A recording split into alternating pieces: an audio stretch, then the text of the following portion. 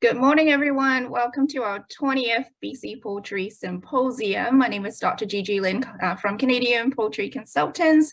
Today, we're very honored to have Dr. Victoria Bowles to share with us of her experience in avian influenza. Dr. Bowles has been at the BC Provincial Veterinary Diagnostic Labs in Abbotsford, BC for the last 34 years as a specialist pathologist with expertise in avian pathology. The daily diagnostic caseload involved disease investigation in all species of birds, including wildlife, pets, zoo, and also poultry. Dr. Bowles is a board certified with the American College of Poultry Veterinarian and has been a key player in 4 notifiable avian influenza outbreaks in BC. So I cannot find a better person to share her experience of avian influenza. So without further ado, I'll pass the stage to Dr. Bowles to talk about the crazy world of avian influenza. So yeah, welcome everyone. And I do want to start off by a real heartfelt thanks to Canadian Poultry Consultants and the fact that the BC Poultry Symposium, this is the 20th discussion that's been sponsored by them, and all of the sponsors. I was looking through the sponsors and I'm just thinking, how did the University of Arkansas get in there? But anyways, the incredible support by our industry to provide some of these educational opportunities for producers. The other piece of this, so I'm just going to start to share my screen. Let's see how we do that. And let's see. Hopefully that's going to work. So what I'm going to do is I'm going to minimize that so I don't see myself talking. So anyways, so initially I wasn't sure if there was enough information around the avian influenza, and then I thought, well, you know, I'm going to do a much broader perspective on this issue. So I started out, and I love this picture of an influenza virus, and I titled this "The Crazy World of Avian Influenza," and there's a surprise inside every outbreak, and that's something we certainly have learned. And then I was thinking crazy animals, and I thought, well, there's Horton here's a who, and sure enough, some of you may be too young to understand the value of Horton hearing a who, but here he is inspecting a little flower, a little dandelion that has a little community on it, and I thought, oh my gosh, that looks so much like he's looking at an influenza virus. So from this point forward, Horton is our mascot for the crazy world of avian influenza. So, you know, I'm going to start off by trying to outline what my goals are for this talk. And, you know, like I said, what I'm not going to be talking about, I'm not going to give you an overview of this outbreak. I'm not going to talk about, you know, the minutia. I'm really going to do a higher level view of what's going on and some of the challenges we're continuing to face. So this being the BC Poultry Symposium, my intended audience on this is going to be the BC poultry industry. So some of the messaging you'll hear is very much targeting this industry, the British Columbia industry. And so this is where I apologize first, because I think for sometimes the messaging can be pretty harsh, and there's going to be some criticisms in what I say, but I'm hopefully going to balance that with some real high fives on what this industry has been able to pull off. And I think you know, in particular, I will talk about 2014 because, you know, nobody seems to really remember just how spectacular that response and containment was. And that's the message, that's the story. The story was that this BC poultry industry was able to contain a very serious outbreak to the point where it became kind of an afterthought. And so I'm trying to bring that forward so that everyone understands that there's a success story embedded in there, and it does fall at the feet of this BC poultry industry. You know, again, you know, I want to put a lot of credit for having these symposium, and I know Dr. Stu Ritchie is he put this together. CPC has maintained it, and Stu, if you're listening, I do want to apologize for not returning your phone calls. So that's my bad, and I will take care of that as soon as I can. So anyways, so what I won't be talking about are the updates on where this current outbreak is, because I think the key piece is there's so many really good resources out there. We've not had that level of educational support for outbreaks in our previous events, but now, because this is an international outbreak that continues, there's a lot of really good resources, and I really point people towards that because things are changing on a daily basis. You know, I do want to provide what I'm calling the Starlink view of AI response, so the much higher level. There's some new dynamics that are happening with our 2022 outbreak that are unanticipated and sometimes can be real significant hurdles to tackle. We have new stakeholders, we have new definitions that have confounded things. And the fact is, maybe our old expectations of what needs to be done and what is being done, maybe they need to be readdressed because they're not holding true for this outbreak. I do want to profile the lessons that we learned in 2014 and all of the hard work the BC poultry industry did that made it a success. So I've identified key elements of control that occurred in 2014, but then I also want to identify that some of those elements are missing in 2022 that put us at a much significant risk of not being able to control an outbreak. The big fear I personally have is this valley. This valley is as we know, very congested with poultry, and an outbreak has significant impacts on this industry.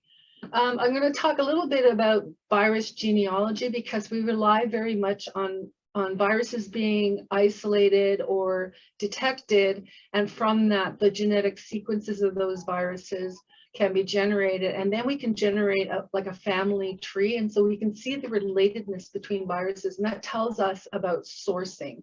That's going to become really important. And hopefully I'll talk to you a little bit about the most recent detection in the layer flock and chilliwack and the virus that came out of that. And then I do want to end up with some very hard conversations that we really need to tackle. We can't ignore some very significant issues. So that's kind of the way I want to approach this. And as we go through, you know, I encourage everyone to throw some questions up into the chat, and hopefully we'll have a significant amount of time at the end to talk and answer your questions. So, you know, again, high level overview. What we learned, and again, BC is the kid that has all the experience in this. The other thing too is I just want to say, whenever you see the key message, that's something I really want to emphasize. So these are takeaways from this presentation. Every AI outbreak is different, and that is absolute truth. I look up at the stars because now I'm crazy about the Starlink satellite detections. So every night I'm going out and with our clear skies, we see all these stars, and I'm thinking, you know what? Avian influenza is like all the stars in the sky. They all look the same as little pinpoints of light, but they're all different. And so this is what's happening with avian influenza viruses. They're all different. And you can't really predict the virus behavior. And if you try to do that, the next outbreak is going to, you know, shatter those presumptions. So every AI outbreak is different. Every avian influenza virus is different. And what's very true is that viruses that enter into a population come out very differently. They're changed. They're a different virus, you know, as they move through either a wild bird population or through a poultry population. The virus that initially infects is not the virus that can be detected as it cycles through and replicates and generates lots and lots of viruses. So viruses are constantly changing, and sometimes that can change their biology. It can change their behavior, and as we're learning in this outbreak, single point mutations can suddenly change the virus's ability to infect different species, including mammals. So we all know now that high path AI is not just a poultry disease. The eradication response, how drastic it is really driven by trade implications. And so in my mind, this is very much a political disease, just like COVID.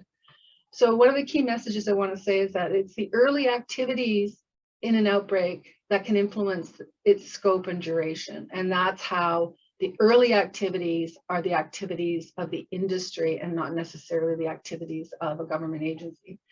So a prepared poultry industry is vital to effective disease control. So those are kind of some basic concepts that hold true. I'm not going to give the overview of things, but I want to say that if you need to understand more about what's happening, there's some great resources. The CFIA webpage for this outbreak gives a snapshot. It's user friendly, so you can generate some interest, whatever you're interested in, you can generate, you know, if you want to know what's happening in small flocks or whatever. So, and the other thing too is like our province has a good website for, it's basically a dashboard. The Canadian Cooperative Wildlife Health Centre in Saskatoon is generating a snapshot of all of the wild bird testing. And so if you just Google high path AI, and you're going to come up with some very good resources to understand where this outbreak has been and where it's headed. The map generation, I love this map. All I do is Google USGS HPAI, and every week they're updating this map. And so what I want everyone to take a look at is the red dots are the commercial premises. The yellow dots are small flocks, and the green dots are all of the wild bird detections. So you can see, and in particular, if my cursor will work, we're kind of clear a little bit. You know, poor Alberta, look at this. We don't even want to talk about what's happening in the Midwest of the United States, but what you can see, and again, the initial introduction was into Newfoundland, and it came from Europe. So, and it's presumed it was probably a tern or a gull that brought it in. And that's, since that detection at the very end of December, this thing has kind of, it went down, and then now it's moved across. So you can see, in fact, in British Columbia, we're pretty good compared to what some of the other jurisdictions are. But I also want to point out, look at what's happening. This is where our birds are going to be coming from, and all over, and Alaska does an amazing job at wild bird surveillance. And so what you're seeing is some of the detections of high path AI and the wild birds up there. I want to draw your attention to the little blue triangles here.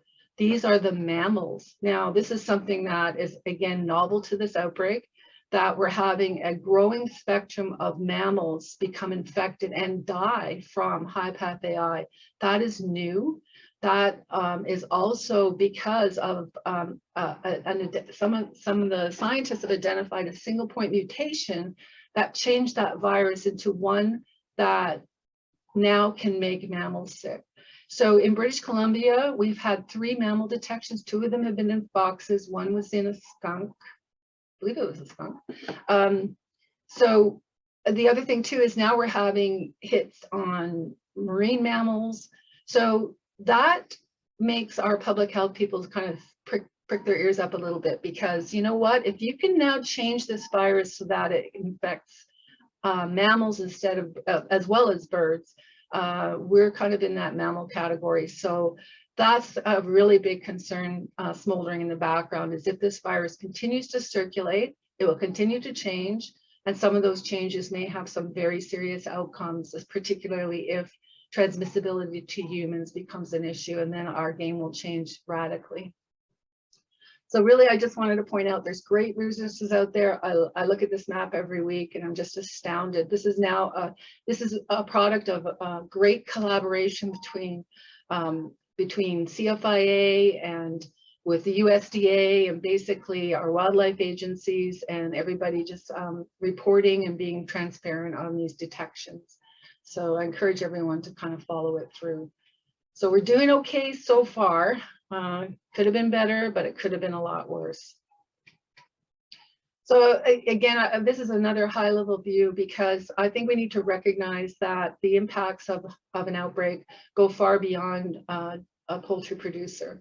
So I just want to point out that CFIA, you know, they do have the regulatory responsibility to eradicate foreign animal disease.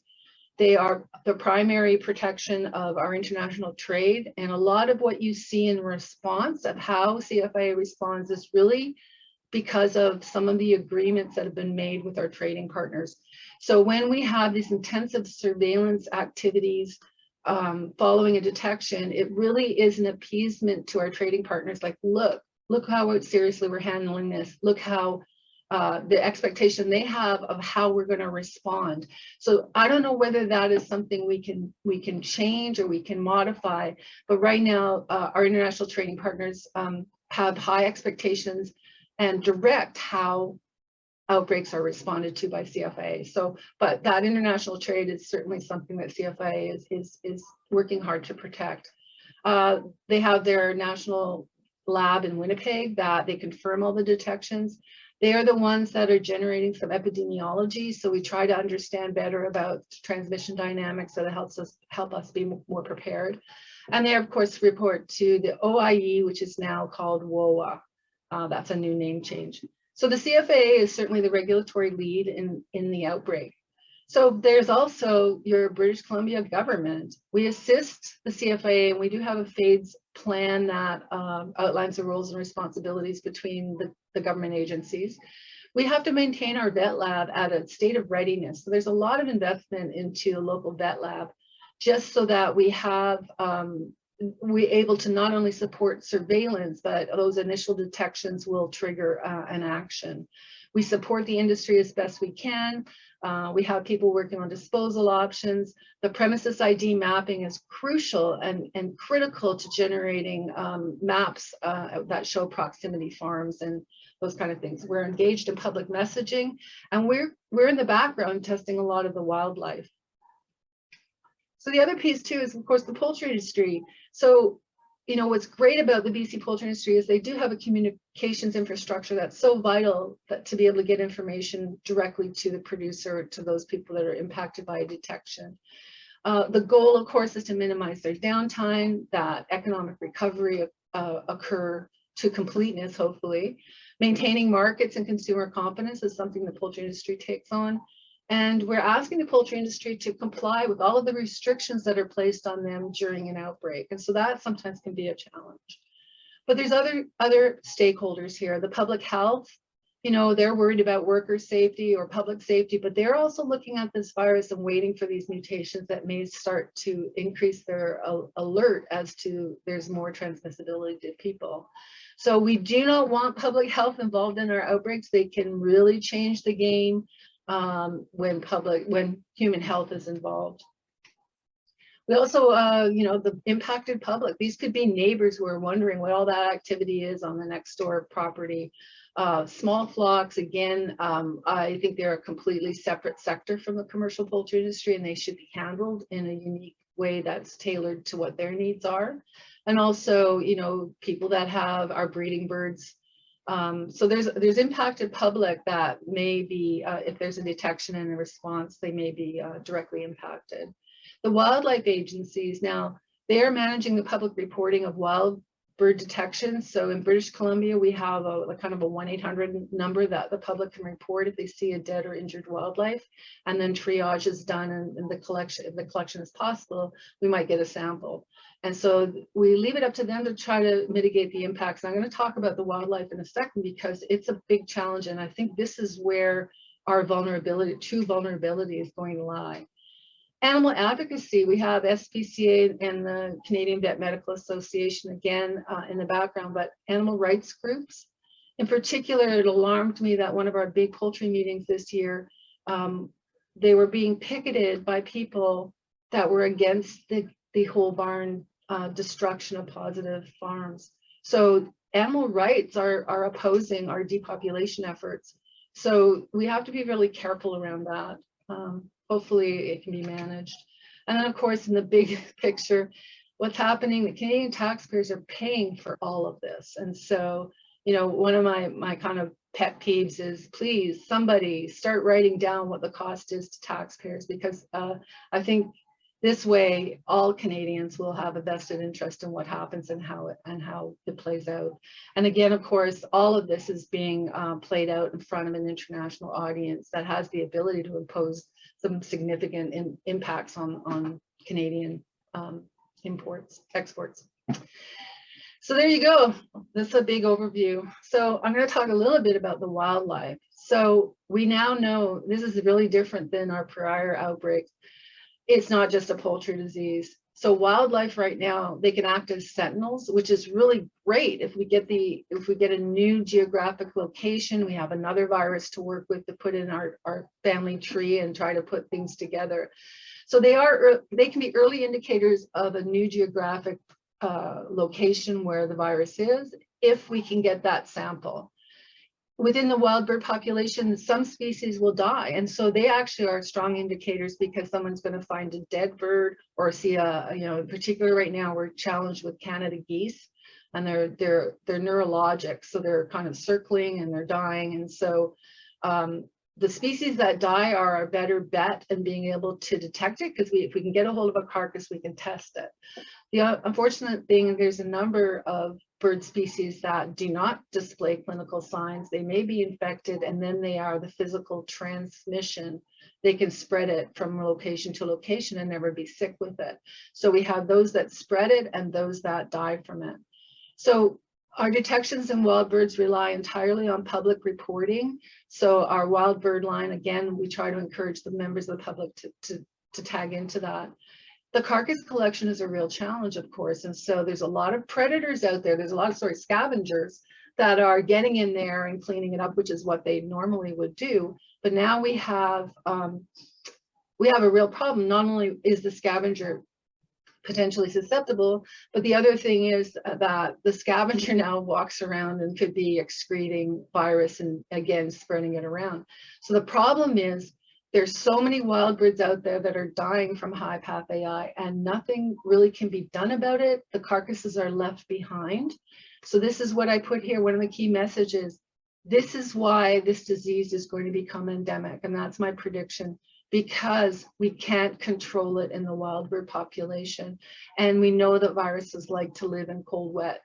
And so we have a real problem with that. So again, the whispering around this is going to become an endemic disease, I think is very true. And I think it's based on this dynamic in wild birds.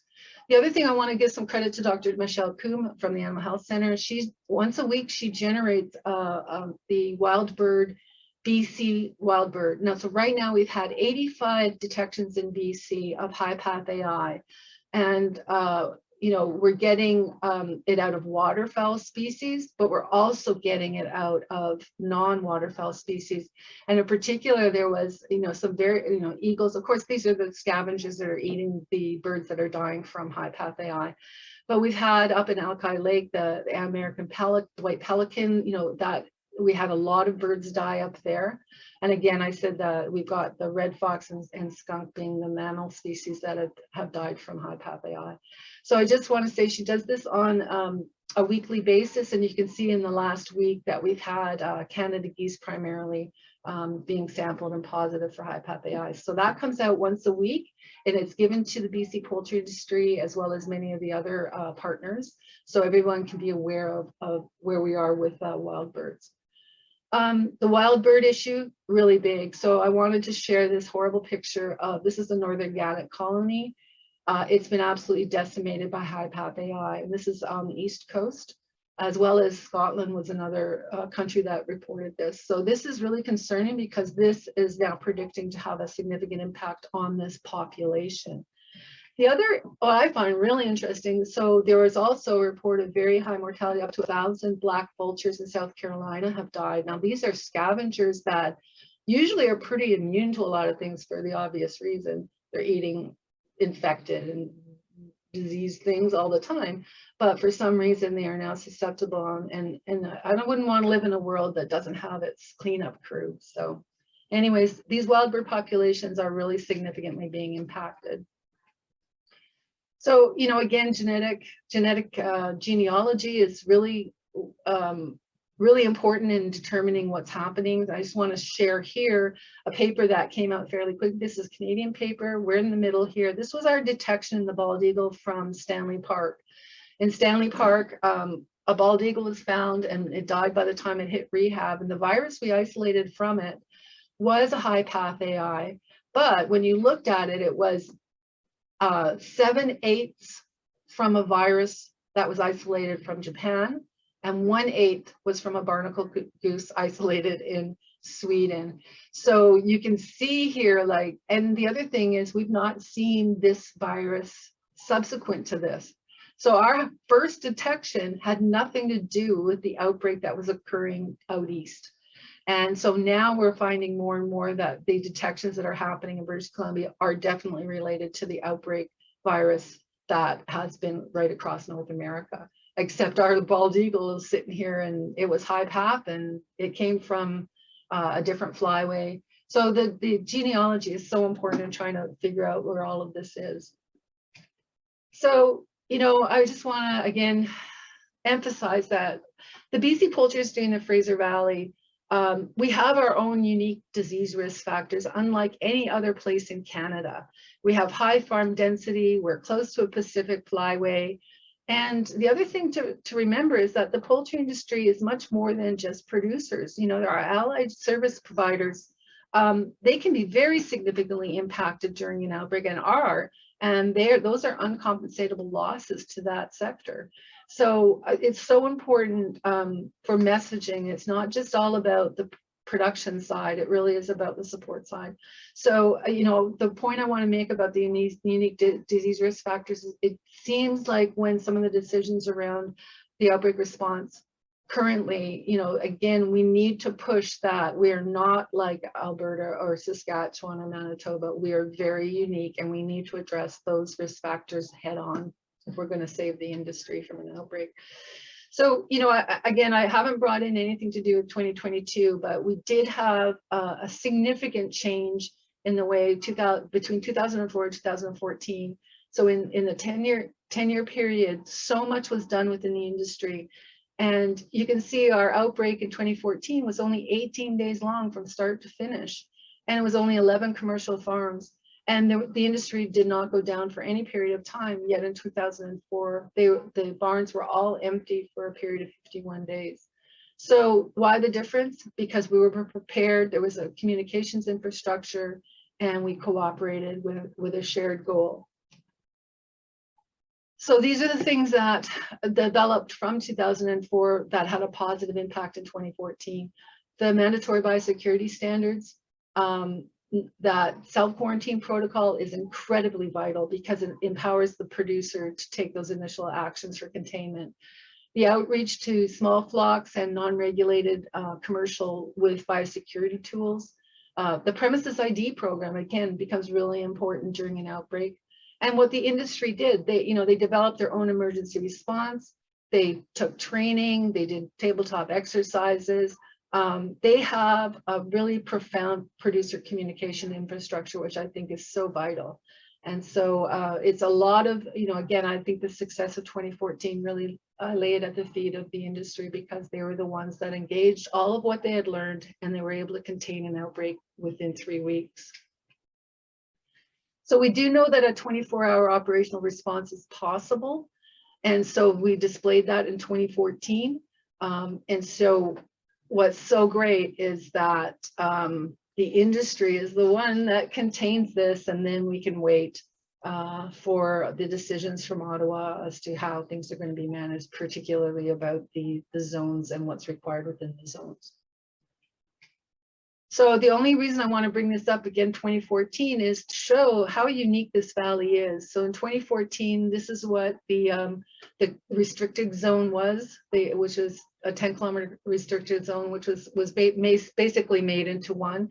Within that 10-kilometer restricted zone, there was almost 500 commercial farms. Restricted zones required surveillance, and so 500 farms under surveillance. And within that, of course, there were about 500 small flocks. In 2014, small flocks were not really addressed. It's different now. Small flocks are certainly part of this 2022 outbreak. We certainly need to have them a little more empowered for recognizing the disease, reporting it, and understanding what role they have to play. I think the other thing too is a key message is that, listen to what the virus is telling you. If the virus is killing birds, then focus on dead birds. If the, again, why, and this is some of the documentation for 2014 that showed that the 60 live bird samples really brought nothing to the table. And in fact, it was the dead birds, and it was certainly all of the detections in 2014 were because a producer picked up the phone and called their vet to report mortality. That's how we found where our positive cases were. So that's where the shift needs to be. The 60-60 doesn't make a lot of sense in an outbreak that kills birds. So the other thing too is people need to be aware that when decisions are made, there's certainly some unintended consequences. The movement restrictions imposed on the BC industry. Egg collection, now, you're asking them to have increase on-farm storage capacity. There's an anecdotal story that there's an increase in cull eggs and reduced hatchability in hatching eggs because of excessive storage. That's certainly possible. And manure movement, there was some talk of reusing dirty litter, which is not a normal practice. So then what does that mean for future disease challenges when you have the flock to flock buildup of other pathogens? We're asking the producer to do 5 days of heat treatment. You know what? That costs money. And so we have also had an impact because we're not moving litter off. The shaving and sawdust suppliers were impacted, the berry farmers that require that for their crops, and also the mushroom producers that are requiring some of this litter. So there's impacts everywhere. It's not so simple.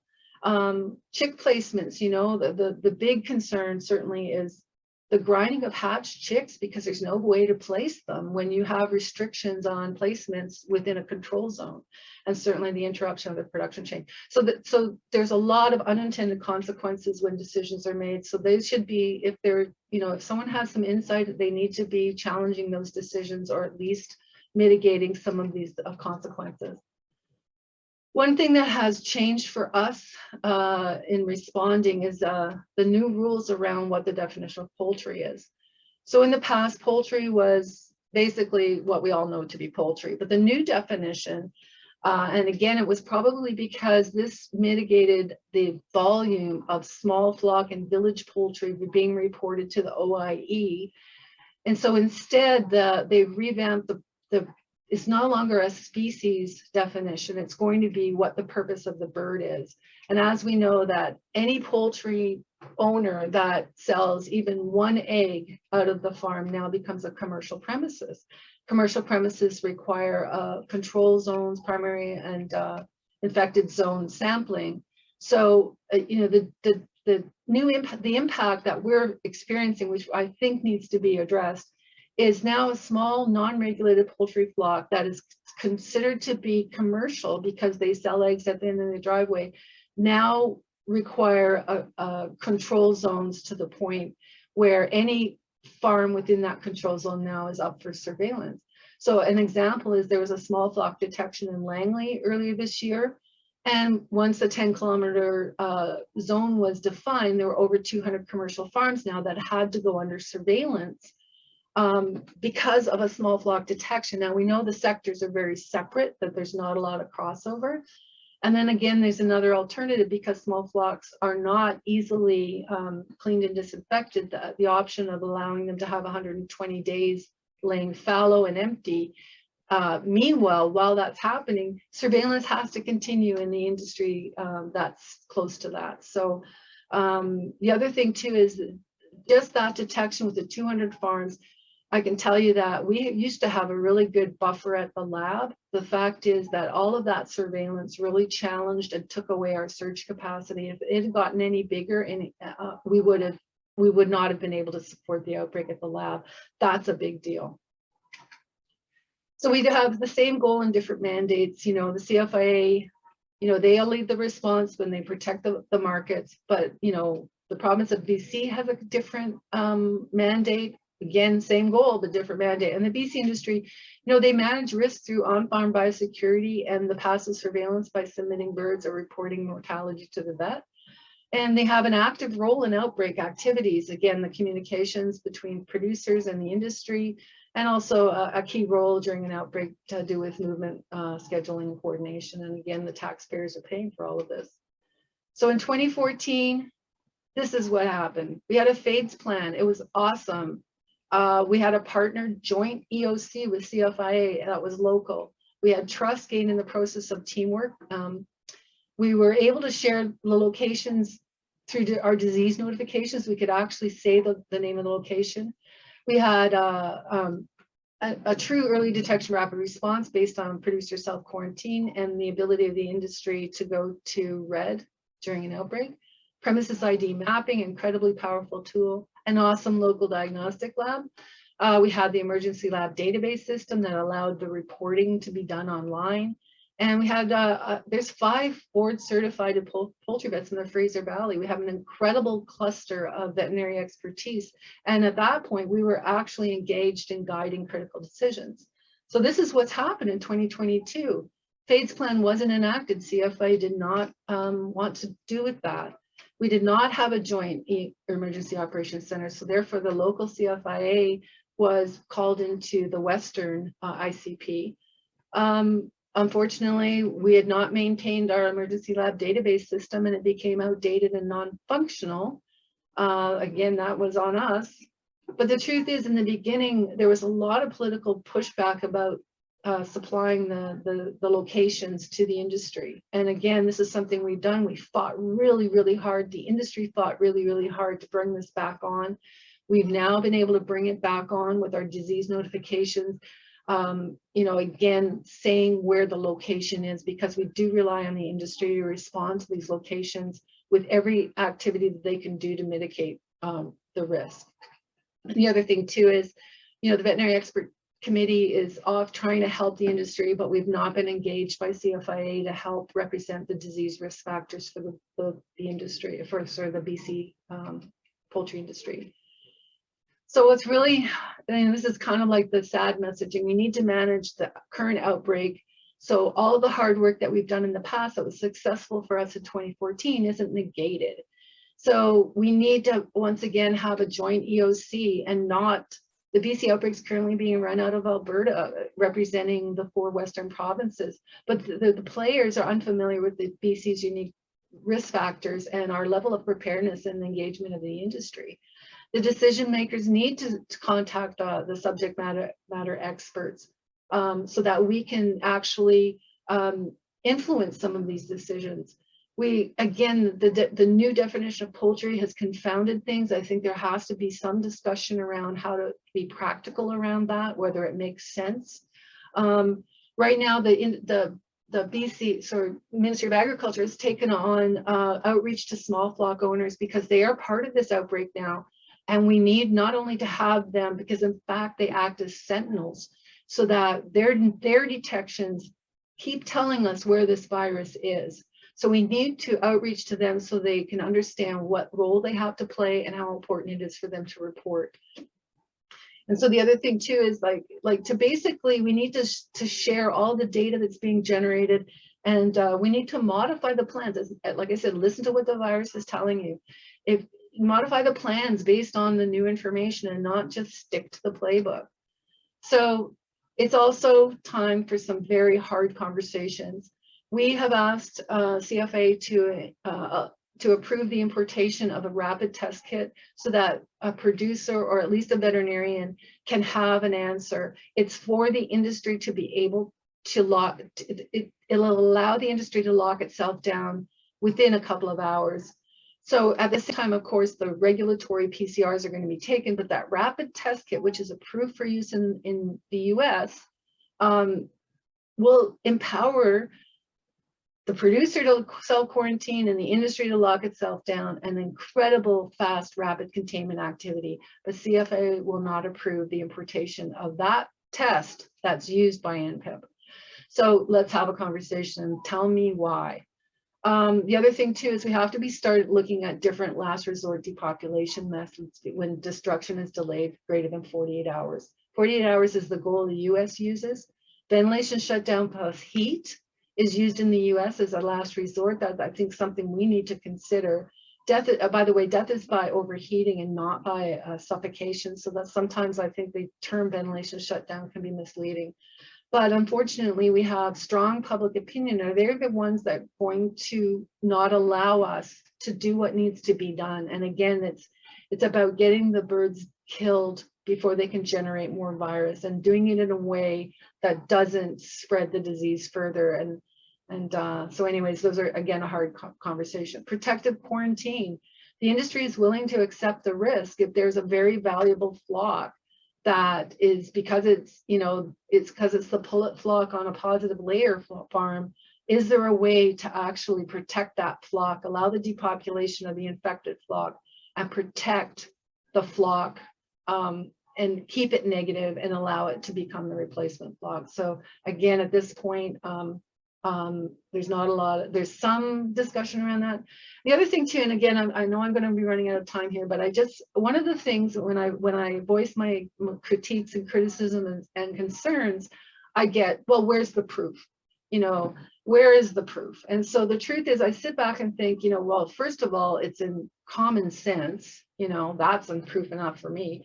But you know, I can't influence some of the decisions that are being made because of this request for scientific proof. And yet, one thing I want to say is that during these outbreaks, what we don't do is the research. We don't set up the research to prove the point we're trying to make because we're so busy in outbreak control. So it turns out that if you're going to ask for scientific proof to modify a decision, then please start doing the research that will answer the question that needs to be answered. So I'm going to throw it out here. This is my burning questions. Does whole barn gassing achieve biocontainment? I personally don't think it does.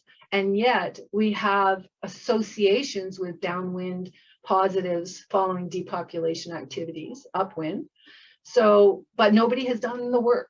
And so the other thing too is that this is the first time our outbreak we've employed Chief Veterinary Officer general orders for bringing birds inside, which makes some sense. But there's also a second order that came out where commingling, which is kind of a new term for me, but it was a way to restrict the gathering of poultry, meaning poultry shows and fairs. So those orders went out, and yet if you take one step back, what is the risk of these fairs and poultry shows? It so far there is absolutely not been part of the transmission dynamic of this outbreak. So the truth is, I'm not sure the commingling makes much sense, and yet it does. Look at it, poses hardship on 4-H, on these children that are trying to show their birds. So I think we really need to look hard. And the other thing is, it's not about zero tolerance, it's about risk management, identifying risks and manage them appropriately.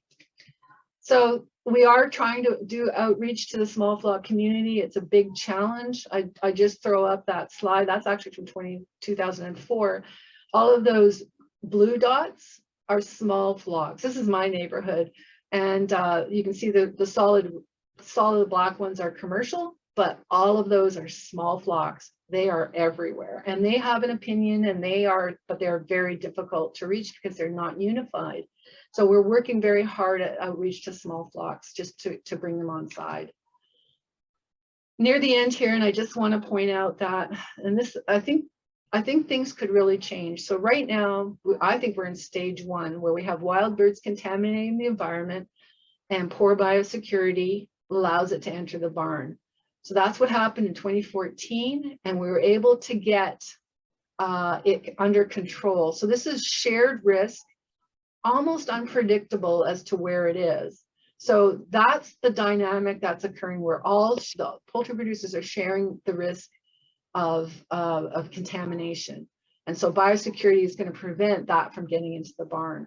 But then what happens is, when you have these detections, and then you start having some dynamics like delays in detecting it, delays in depopulating it. Again, 5 days is far too long to allow a flock to go positive, and the lack of biocontainment around some of these activities. So once we have these delays, then suddenly now we can actually transition into a more traditional, what we were used to in the past, where we now have barn to barn transmission through the activities on and off the farm. So in 2014, we were able to nail it around here. And unfortunately, this is what happened in the Midwest in 2015, where their containment activities were not adequate enough, and then it transitioned into the traditional spreading farm to farm through the movements on and off the farm. So I think I'm going to end. I should be ending there. I think I'm going to leave that for everyone to interpret, that I may not be there yet, but I'm closer than I was yesterday, because I really, I should actually Photoshop my face on this beautiful Duchess. So anyways, I'll leave it there, and hopefully you come away with a little greater understanding of the challenges that are embedded in our response to avian influenza, and it's not over yet. Things are going to change. We have to rely on our government and our scientists to continue start to make sense out of this. And again, I just want to support the industry. You guys are empowered. You're amazing. You have a great leadership within this industry. I mean, I've witnessed some pretty phenomenal people stepping forward and doing the right thing. So I really, I'm very proud to be actually part of this industry. So with that, I will stop talking and stop sharing.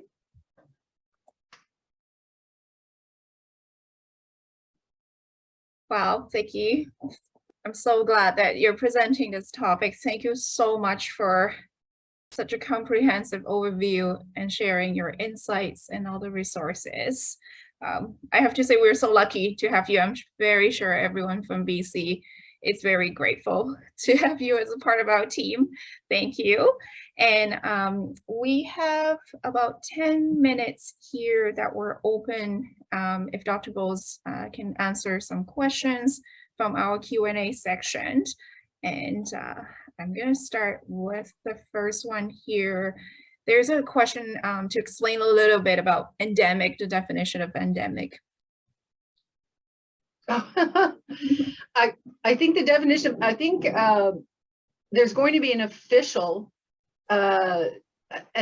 declaration of endemicity, which is actually happening in Europe right now. And some of the countries are declaring that they can no longer consider this an eradicatable disease, that this disease has to be managed in alternative ways like vaccination, or maybe not by full depopulations for containment. So endemic means that it's going to continue to be a risk for introduction into the industry, that it's being maintained in a population. And so this is where the wild birds come in. You know, we always hear of the association of avian influenza with wild birds. And I just want to point out that in particular, up until 2014, we always think of the low pass of being the reservoir in the wild birds, and that's been true. So it's only a very recent event that the wild birds are maintaining a virus that's already gone high path. This is a precedent. So the problem we've got is that the virus is already changed. So we're not worried about a low path getting into a barn, a commercial barn, and then suddenly becoming high path, which is exactly what happened in 2004, 2005. No, 2004. It went high path. But becoming endemic means that it's going to be permanently in a population, and presuming it's going to be in a wild bird population. So that's where it's endemic, where we haven't been able to clear the reservoir. The reservoir always exists, it always generates virus and persists. And so it becomes a consistent threat, if you want to call it that. So that's where endemic. And again, that in our situation, it's not going to be up to us to define that. It's going to be a political decision, because it's kind of like saying what we're doing isn't working, and we have to now accept the fact that high path AI is part of the disease profile somewhere in Canada. Thank you, Vicky. I think that leads to a second question, which I'm sure lots of people have asked this question. Can you explain a little bit about vaccination? I know that politics plays a big role in that too with our trading. Again, you know, a lot of these decisions are going to be made at the high Ottawa CFIA level. So the truth is, vaccination, there are some commercial vaccines available, but the problem becomes you can see how this virus changes constantly. So one of the key pieces around any vaccination strategy is matching the field strain that's circulating with what you're going to put into your vaccine. This is why we know every year we have to get a new flu vaccine that's predicting what's going to be circulating. So that's the scientific challenge. The political side of vaccination is that we've chosen not to vaccinate. A lot of countries in WOA are choosing not to vaccinate because they're declaring that we can eliminate it should we detect it. We will eradicate it on detection. And that's where we are right now. The other piece is, and you can see that one of the diagnostic tools we have is serology. And if you vaccinate a bird, they're going to become positive on serology. The entire canase, the Canadian, the avian influenza surveillance is a serologic surveillance. So we start vaccinating flocks, they're going to become positive and they would have to be handled as if they were a new detection.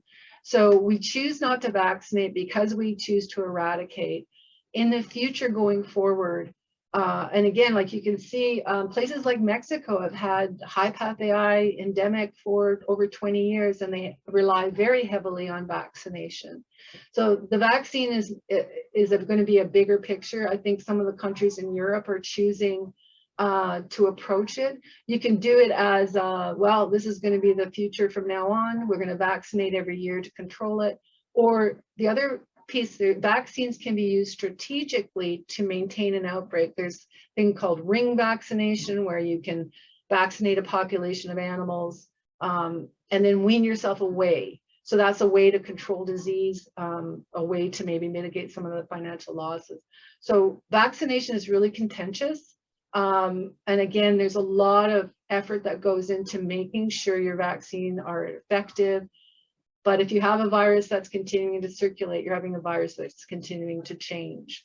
So vaccine is a big, we have to talk about it. We have to look at what's happening in Europe. I think we're going to follow a lot of what Europe is doing, because right now they're having a big symposium over in France based on vaccination and changing some of these. Our trading partners are basically kind of dictating, we don't want you to vaccinate. So anyway, so vaccine, definitely a potential tool. It's not the only thing that we need to do, but vaccines are a potential, but I don't see them really on the horizon yet. Thank you. Now, talking about prevention tools, there's a couple questions asking about viruses that are potentially entering our ventilation system. And can you comment on that? And there's another question about potential airborne surveillance, I guess, meaning like feathers, danders, or dust that are being spread from barn to barn. Oh yeah, I mean, this is great, because there's always a question around how this is spread. And again, we need our epidemiologists to define this better.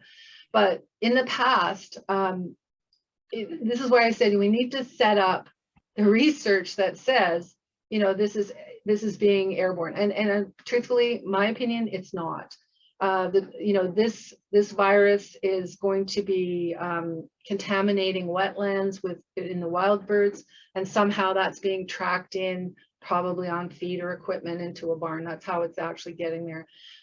There has to be when you think about it, water droplets are pretty heavy and they don't travel very far. Dust is different. Dust very much can travel very far, but in a traditional sense, the introduction into a barn is going to be walked in. I don't think there's any doubt about that, unless you are in proximity to a barn that's being depopulated, where there's a lot of activity generating a lot of aerosols. So that's where the risk lies. And certainly, you want to add some strong winds into that. And again, maybe you shouldn't be depopulating during a time where there is high wind. So in general, airborne is a minor mode of transmission. It's not impossible under certain circumstances, but it is not the primary way that this is spread into barns. Thank you. Now, lead to our next question is, are farmers and employees expected to continue to enter their barns if a flock is positive? So possibly for 5 days as mentioned. kind of related to your last question about how the virus is being tracked and spread through the barn. So is the question about worker safety? What's the question? It's farmers and employees expected to continue to enter their barn if a flock is positive. So worker safety, and also the potential, I guess, like another point, it's potential spreading it because they're increasing traffic. They're continuing the traffic in and out of the barn. Yeah. Certainly, I mean, there's a couple of pieces to that. One is that certainly the spread component. I mean, the way I'm going to look at it is from the spread. So if you're saying if the barn is positive, is that what the question is? Yeah. Oh, right. So you're positive. And they confirm it's about worker safety, like mainly. Okay, about worker safety.